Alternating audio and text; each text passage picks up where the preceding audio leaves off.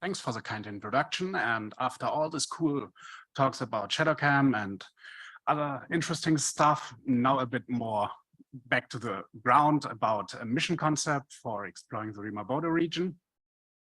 A region we heard yesterday by Catherine White. It's really interesting, this region, because there are lots of pyroclastics happening and also lots of volcanic stuff. So let's dive right into it.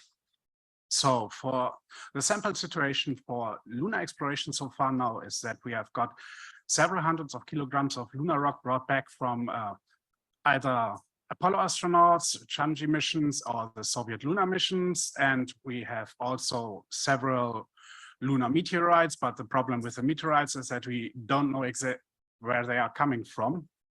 And from all these samples, we know the isotopic composition of the moon. We determined the age of the samples, and that gave us a better understanding in the formation of the Earth and Moon system. So I will present to you a sample return mission concept.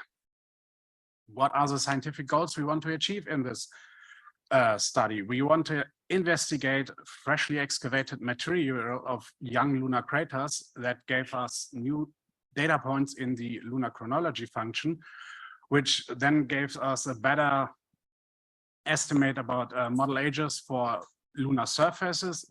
We also want to explore the mineral and water content in this area, which would be good for ISRU. And we also want to examine the thickness of the pyroclastic deposits in the study region, because then we can estimate about the time, about the volcanism in this area. And we're also planning for a preparation for a sample return. And what is from where are the samples we are knowing from are coming?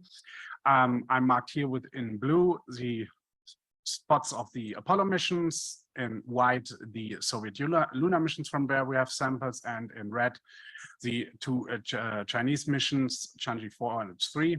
And all the other dots on the map represent either surveyor or ranger landers or crash site of Saturn V stages. And I'm focusing this talk about Rima Bode as a sample area. So let's have a closer look. But before that, I go quickly about the principles of mapping, how we generate our geological map for our study region. We looked at the difference in albedo and morphology. We also examined the mineral composition and investigated the DEM of our study area, and then we correlate all our findings together and put a geological map together. We mapped at a scale of 1 to 250,000. We identified different volcanic units, as you can see around here. We also mapped the ejecta blanket from Copernicus crater. You can see here nicely the lineaments following the Imbrium sculpture on the Framauro formation, and we also identified different pyroclastic deposits in our region.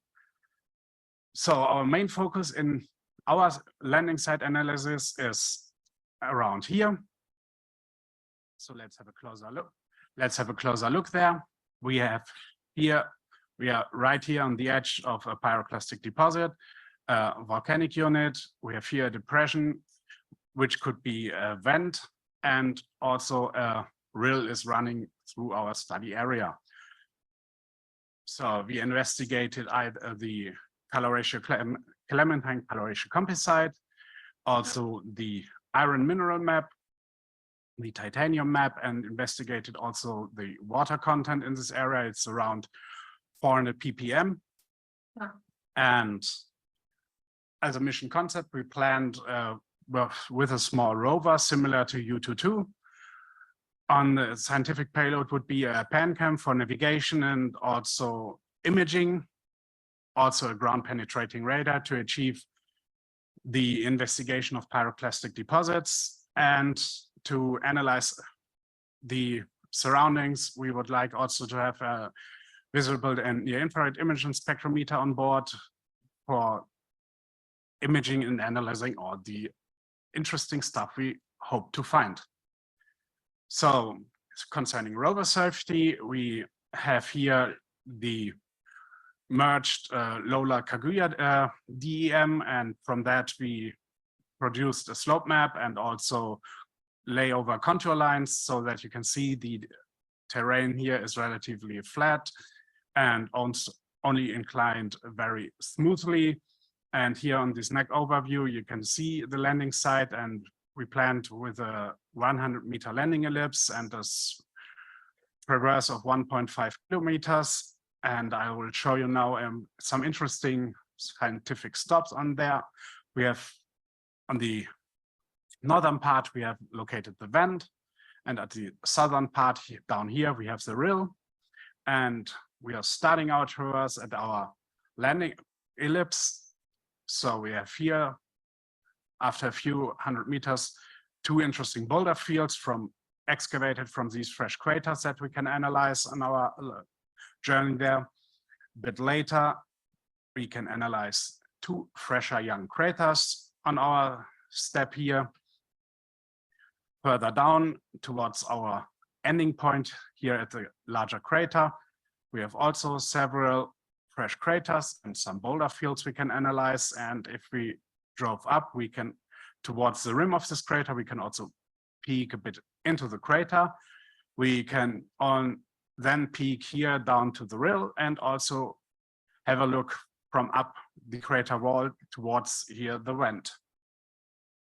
So Rima Bode, the samples that we could collect from there could give us a better understanding in the lunar isotopic composition. We can update with new samples the lunar chronology function, which then could give us also some new insights into the timing of lunar volcanism, and we could also get some new information about the formation of the Earth and Moon system. So to sum things up, why is Rima Bode interesting as a landing site? We have a good neck image coverage and other high resolution data available. The site is interesting for resource exploration, which is then appealing for funding. We have a relatively high titanium and iron content, and also H2O is available.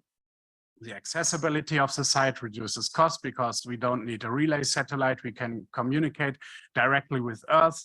And as I've shown before, the terrain is relatively flat, which will be good for concerning lander and rover safety. With that, I'll finish.